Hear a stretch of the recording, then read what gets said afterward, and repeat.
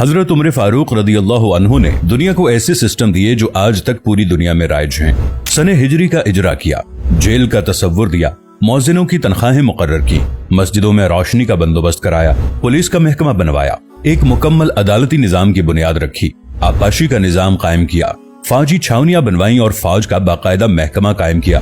आपने दुनिया में पहली बार दूध पीते बच्चों, माजूरों, बेवाओं और बेआसराओं के वज़ाइफ मुकर्रर किए।